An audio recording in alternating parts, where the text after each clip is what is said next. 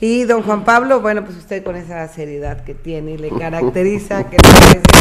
Si iniciamos con, pues esta mañana, ¿qué hay a nivel? ¿Por qué se ríe ya? Porque va Ya a va a tener empezar. un programa surtidito, como los tamales de chile. Carne, chile y mole. Muy y bien. uno que otro de dulce. Exactamente. Digo, por aquello de la diabetes.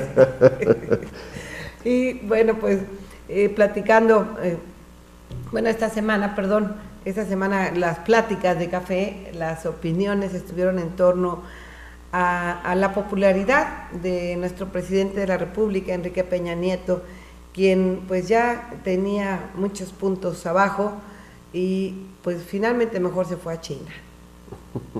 Efectivamente, creo yo que el problema del presidente y el problema de cualquier gobernante está en la falta de credibilidad, que eso es lo que le genera toda esa serie de conflictos. Y la falta de credibilidad los obliga a gastar dinero que no es de ellos, que es de los contribuyentes, precisamente en mejorar la imagen. Y no solamente al interior, sino también al exterior. Y esto se dio pues con la salida, la gira del presidente al país asiático como es el dragón chino. Es una potencia mundial, económicamente hablando. Y bueno, pues divide las opiniones. Algunos que no debió salir a la gira, que la debió suspender por la situación que prevalecía. Claro. Y otros que debe salir y cumplir con los compromisos. Y yo quiero decirle que para tener la idea, o por qué yo considero que sí debió salir y cumplió con ese compromiso, le voy a comentar los antecedentes de estas relaciones que son muy interesantes con ese país asiático. Es cierto que los encargados de los medios, bueno, tratan de presentar el México que ellos necesitan mostrar hacia el exterior, un México en paz, un México trabajando, un México venciendo retos, que reduce los índices de desempleo, que ha reducido la violencia, las estadísticas de secuestro y levantones, robo de autos, tráfico de personas, contrabando, armas, drogas, todo eso va a la baja según la percepción mostrada hacia el exterior. Ese es el México dorado, el México que el gobierno quisiera que estuviera y se viviera, y sobre todo nosotros los mexicanos también quisiéramos que se viviera al interior. Sin embargo, bueno, pues esta imagen se requería proyectarla, se intentó en algunos medios internacionales. ¿Por qué? Pues porque habría que justificar la salida del presidente y visitar, como le digo, China, un país en el cual es presidente, un personaje, pues casi es un rey, aunque democráticamente es el presidente, es el señor, si usted lo puede pronunciar mejor, se lo cedo, es Xi Jinping, es literalmente, ¿cómo se llama el señor? ¿Alguien lo conocerá? Bueno, pues recordemos que él visitó nuestro país allá por el mes de junio del 2013, y en aquel momento realizó una gira en América, porque China tiene muchas inversiones. China tiene el problema de que tiene demasiado dinero, ¿sí? Y para evitar la inflación, entonces tiene que sacar el dinero e invertirlo en otros países para evitar que la inflación... De colonias en nuestro país, de chinos, colonias. Entonces, China tiene muchos intereses y tiene mucho dinero invertido en América. Y le voy a decir por qué la importancia de la visita que devolvió la visita de Peña Nieto a China. Es que en la visita pasada del 2013, la Cámara de Comercio China anunció la posible inversiones multimillonarias de dólares en México. Y le voy a dar un dato, por ejemplo, buscando la información al respecto, dice que, por ejemplo, China en Brasil ha invertido en la última década 31 mil millones de dólares. Eso le da un empuje. En Venezuela, que es un país más chico, tiene inversiones por 17.500 millones de dólares en la última década. Y en México tiene un promedio en la última década de 200 hasta 530 millones de dólares, que es un 1%, podría decir. Es nada comparado a lo que tiene invertido en otros países que se han desarrollado precisamente, y se han desarrollado precisamente por el empuje y por ese dinero fresco que reciben y que se inyecta en la industria y genera empleo. Ese es el objetivo de México, por eso la visita. ¿Por qué? Porque según la Cámara de Comercio, cuando la visita del presidente chino anunció una inversión alrededor de 80,000 millones de dólares.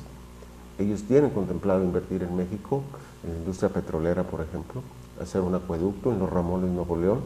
Tienen proyectado invertir en instalaciones portuarias, en aeropuertos. ¿En tren rápido? En tren rápido, que por el momento falló, pero que tienen deseos de invertir en telecomunicaciones, por ejemplo, van a invertir en medios, van a invertir en tecnología, en cuestiones de comunicaciones de celulares, por ejemplo, tienen una planta aquí en México ya. Entonces, esos 80,000 millones de dólares le resulta atractivo a cualquier país, sobre todo al nuestro, que padecemos una necesidad inmensa de inversión extranjera. ¿Por qué? Porque se refleja. Cuando uno se mete a ver las páginas de los constantes endeudamientos y los constantes permisos que pide el presidente en turno al Senado para endeudarse, nos damos cuenta que ahí se refleja el déficit que tiene nuestro país, porque están solicitando créditos para hacerle frente no se ha podido alcanzar el PIB que se necesitaba. Exactamente, de tal modo que esa es la razón por la que no se pudo suspender esa gira, que a muchos la cuestionaron. Xi Jinping. Xi Jinping, perfecto. Bueno, alguna vez lo conoceríamos. Yo conozco demasiados chinos ahí en Tepito, pero nunca he tenido el gusto. Bueno, el caso es de que esa es la razón, y creo que es interesante que México reciba esas inversiones, que supla otras fugas de capital que ha padecido. Hay mucha especulación en México, se ha creado un ambiente de zozobra, de desconfianza, con todo y la apertura, porque esa inversión que va a llegar de China va a ser gracias a las reformas del presidente en cuanto a la apertura, para que capitales extranjeros inviertan al 100% sin necesidad de tener socios. A las viudas de México, los grandes capitales en México no se hicieron con trabajo, se hicieron por coyotaje, porque los inversionistas prestanombres y demás, exactamente requerían de sus servicios como prestanombres, exactamente. En tal modo que esos negocios de viudas a los empresarios, grandes empresarios de México, se les van a terminar con la nueva reforma. Eso es el asunto. El problema de nuestro país es al interior. El problema es que por mucha capacidad que tengan los que manejan la imagen del presidente, enfrentan serios conflictos. ¿Por qué? Porque yo considero que se quedaron rezagados. Ellos basaron, así como fue el éxito, en que las dos cadenas televisoras más importantes de este país hicieron al presidente, ¿sí? Lo hicieron, sí, en su lo hicieron momento, ganar, claro. quiere. Bueno, el problema es que se confiaron en que con ese control, con los grandes paquetes de publicidad que se le da a los medios, a los periódicos que ya no son nacionales, pero que tienen ahí dentro de sus filas a connotados periodistas o analistas que reciben diariamente el boletín desde Bucareli para que marquen la agenda y la opinión cada lunes. Bueno, se quedaron rezagados porque no consideraron las redes sociales. En las redes sociales, señora, está el gran conflicto del gobierno. No lo puede cooptar, no se puede pagar. Nadie lo regula. No lo puede regular, no lo puede maiciar, vamos a decirlo así, como se acostumbran los alcaldes o diputados o gobernadores o presidentes de la República, maiciar a los medios para que les presenten la mejor imagen. No se puede porque en las redes sociales no hay control, por eso es que en las redes sociales llega temas, por ejemplo, como el de los muchachos, de los estudiantes, que se mantiene a pesar de ya casi más de 30 Sacarlo días. de agenda, sí. No lo han podido sacar de agenda porque las redes sociales lo mantienen. Inclusive trajeron el distractor de la Casa Blanca, que ha sido un gran Exactamente, distractor, salió, pero que aún no. Tampoco han podido controlar, regular el asunto de la Casa Blanca, una casa de más de 78 millones de dólares que se ganó, ahora sabemos, seguramente cotizándole en Infonavit, la primera dama trabajando en Televisa. Bueno, el caso y lo que nos refleja es que el gran conflicto del gobierno es la falta de credibilidad, y esta no la va a conseguir a fuerza de cañonazos, ya no de 50, sino de millones de pesos a los medios, porque tiene el gran contrapeso que son las redes sociales. Ahí nos enteramos de todo el problema del país, con crudeza en algunos casos, de la manipulación que se dio al caso de Ayotzinapa, los cadáveres que dicen que sí son de los muchachos, que no son de los muchachos, que van a venir técnicos argentinos, que van a venir de otros países, porque pero eso es una novela que mantiene, sí, claro, y que no ha salido de escena. Ese es el asunto del gobierno, que que trata. El presidente Peña Nieto, quizás ya preocupado, ahora sí a su regreso de China, dice, bueno, pues ¿por qué nos juzgan a nosotros? Juzguen a los criminales, a los que mataron a los muchachos. Nosotros no fuimos, literalmente lo dice. Pero el problema es que con una declaración de ese tipo no se puede evadir la responsabilidad que tiene el Estado de garantizar la seguridad y de todos los mexicanos, y en este caso de los normalistas. Sí, inclusive también el gran distractor detienen a Abarca y a su esposa. Surgen las dudas porque hay evidencias que dicen que lo sembraron en el DF, que es gobernado por también perredistas, que fue detenido en Veracruz, en donde estaba refugiado, pero pues está gobernado por priistas, los traen, y es fecha que no hemos sabido nada, ya casi pasa una semana de que fueron detenidos, y digo yo, algo deberían de haber dicho ya dónde están los muchachos, y nadie dice.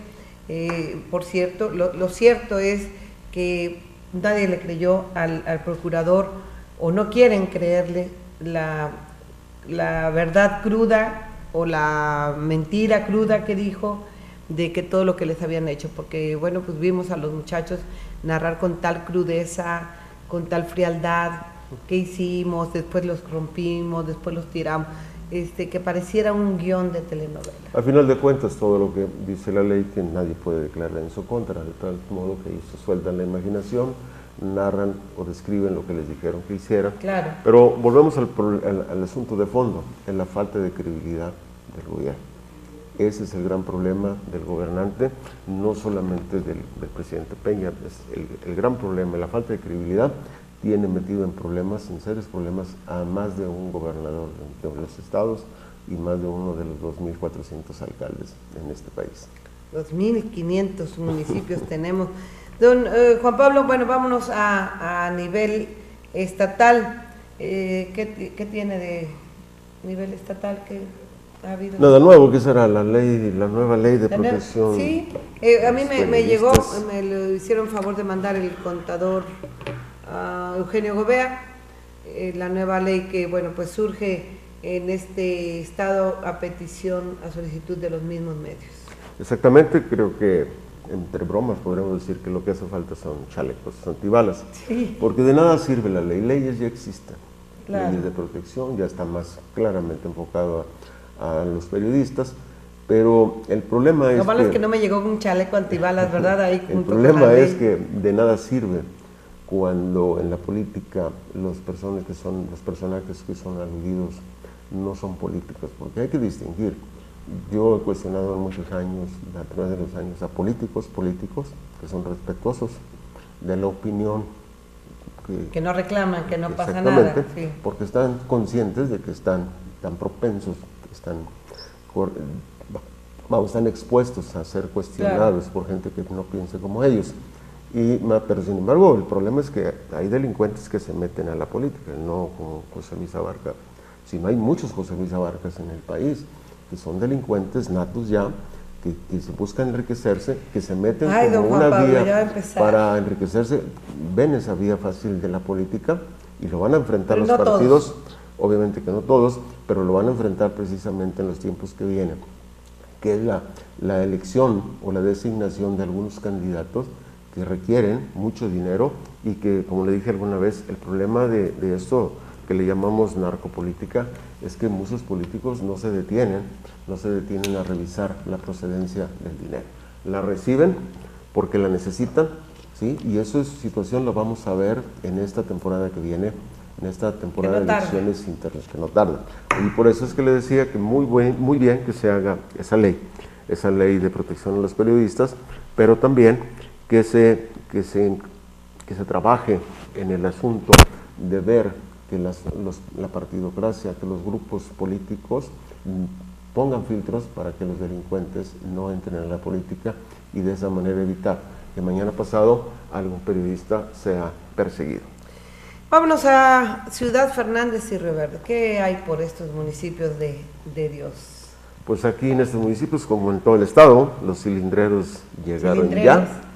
Los cilindreros, el cilindro es una caja de música. Sí, recordemos en aquellos chulos tiempos que el cilindrero es el que le daba vueltas como un crán. Les llaman en México organilleros. Los organilleros. Esa caja. Pero hace muchos años traían un changuito que bailaba. Pues también todavía, actualmente les dan cuerda y los cilindrean. Y los changuitos bailan al ritmo que les marca. Mírenlos, ahí están. Exactamente, qué buen fondo y respaldo consiguió Gilberto. Esos cilindreros, pues usted sabe, fue inventado creo que en Inglaterra, en aquella época en Alemania, y se produjeron muchos, y en México hay todavía algunos de esos, como el que muestra ese señor que estuvo aquí en Río Verde. Muy pocos, es germano. Bueno, pues el caso es que si usted se fija, ese cilindrero le da cuerda y se escucha la música que se quiera. Así los cilindreros se les llama en política, porque cilindrean a algunos personajes, les dan cuerda, ¿sí? Y los hacen creer que tienen virtudes para diputado local, para diputado federal, para presidentes municipales. Y ya cilindreados estos personajes, empiezan a exhibirse, a mostrarse, a solicitarle que los agreguen en las páginas de su Face, y empiezan a ser populares y empiezan a ser carismáticos, empiezan a mostrar inteligentes. Y bueno, de tanto cilindrero que existe, que no voy a hablar de los cilindreros, sino de los cilindreados, que ese es el tema, bueno, pues vale la pena mencionar que los partidos ya empiezan a trabajar. Por ejemplo, y por lo pronto citaremos al PAN, que ya abrió su convocatoria para la elección interna. Ya hoy empieza. Hoy empieza precisamente. Es interna la empieza la campaña hasta el 15 de diciembre. Y 14 de diciembre, domingo algunos 14 preguntarán, de diciembre. ¿y quién va a poder votar o participar? No todos los panistas van a poder participar. No todos los ciudadanos y menos todos los simpatizantes, sino que van a ser alrededor de 270 panistas acreditados, miembros. Activos a salvo de sus derechos. Exacto, ellos van a decidir por quién va a ser, de los dos grupos que se han presentado o dos candidatos. Uno de ellos es el doctor Jesús Figueroa o Ramón Torres García, o si quiere al revés, de acuerdo a la preferencia de cada quien.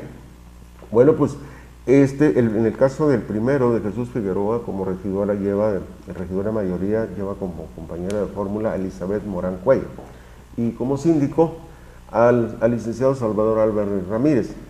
Bueno, mientras que el registro de Ramón Torres lo acompaña su compañera de fórmula, en regiduría de mayoría, Julisa Amador García, y como síndicos Perla Susana García Barrera y Ulises Ledesma.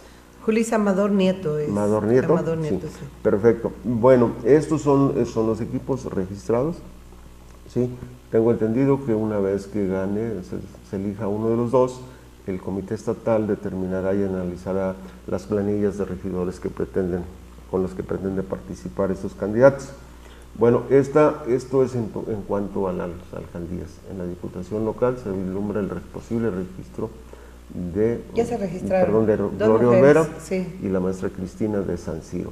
Y obviamente que en el caso de las diputaciones locales, quienes van a elegir son 190 panistas acreditados de Ciudad Fernández, 268 de Río Verde, 201 de San Ciro y 22 de Lagunillas. De ahí es de donde se dice y se maneja que podría dificultársele a Gloria Olvera, porque la maestra Cristina hizo alianzas con el Comité Municipal de Ciudad Fernández, y entonces vemos que Ciudad Fernández y San Ciro con 201 y 190 de Fernández, obviamente que tienen mayoría. Sin embargo, el trabajo del grupo de Gloria Olvera se enfocará precisamente a eso, a platicar y sondear, cabildear con todos los que van a votar y obtener el triunfo. En esta misma situación. Lleva como suplente la maestra Cristina a una hija del doctor Julio Benítez, que es un panista de aquí de Río Verde. Nunca hablo de los suplentes porque decía el ingeniero González de suplente ni de Dios. Pero bueno, el ingeniero González, si lo recordarás, bueno, un célebre nombre, y por eso me quedó grabado que los suplentes ni de Dios. Pero bueno, ese es el manejo que se va a dar. Usted sabe que en todos los partidos están integrados por grupos, o por tribus. Por tribus o por pandillas, en algunos casos. Otros casos, en algunos excepcionales casos, hasta de pandillas, porque ya han estado en el ayuntamiento, ya han robado, se han enriquecido y se comportaron precisamente como pandillas. Pero bueno, es el trabajo que van a realizar cada grupo para sacar adelante. Se entiende que aquí en Río Verde el que tiene el mayor control de las personas que van a votar va a ser Ramón Torres, aunque pues obviamente no está nada escrito, porque precisamente va a ser el trabajo del equipo del doctor Figueroa de buscar y platicar, cabildear entre todos los que con derecho a votar para que elijan al mejor perfil. Se sabe ya de antemano, han sido respetuosos hasta ahorita, ojalá y así se mantengan. Ojalá y se mantengan respetuosos y no empiecen con las campañas negras, los volanteos, los face y todo ese tipo de golpeteo que todo el mundo dice aborrecer y todo el mundo aparece, ¿no? Exactamente. Y bueno, si se mantiene así en ese ambiente de respeto, pues veremos entonces ya después del 14, ya que termine la campaña, veremos quién, o quizás antes, porque luego se abre un espacio donde a mitad de la campaña o a la tercera parte de la campaña, los candidatos analizan su situación y pueden acercarse a negociar alguna posición a cambio de retirarse y ya sumarse al equipo del posible ganador. Aquí se da el antecedente, si vemos estos grupos, vamos a dejarlo así y no en pandillas, estos grupos son tan formados por exalcaldes. Sergio Gama tiene su grupo, Eli Pérez tiene su grupo, ¿sí? La gente que anduvo con Salvador Izar, que ahora es Alfredo Nava, tiene su grupo, y todos ellos están trabajando. Y hay un personaje que no tiene grupo, que no, aparentemente no es panista, no está registrado, que es el señor Serafín, pero que tiene ascendencia sobre estos personajes que le mencioné. Supuestamente él colaboró para que Sergio Gama ganara, él colaboró para que Salvador Izar ganara, para que Hilario Vázquez ganara, y resulta que los tres lo primero que hicieron llegando fue cortarle el hilo y la relación y lo dejaron fuera. Esta vez, curiosamente, Serafín Castro no apoya a este grupo, no está en el grupo de Ramón donde están los exalcaldes, ahora apoya al doctor Jesús Figueroa. Y precisamente el trabajo de él va a ser buscar a los ciudadanos, a los panistas con derecho a voto, para convencerlos de que se carguen hacia el que él apoya, al candidato que él apoya. Ese va a ser el juego de la política, ese es el juego de la política. Y obviamente que los ciudadanos tendremos que estar como espectadores para que los panistas resuelvan su proceso, y ojalá y a los ciudadanos que no tenemos partido, los que vamos a votar por el mejor perfil, tengamos una mejor opción, ya sea del PAN, ya sea del PRI o ya sea del Verde Ecologista, porque tengo entendido que algún candidato que no quiere anunciar su nombre porque no quiere ser golpeteado desde ahora, pero que seguramente, y ante la imposibilidad de ser candidato independiente, buscará el abrigo del Partido Verde Ecologista y habrá candidato, que será la tercera opción, a menos que el Partido Morena, que ya tiene derecho a participar y registrar candidato, podría sacar el propio. De tal modo que así están las cosas a nivel local.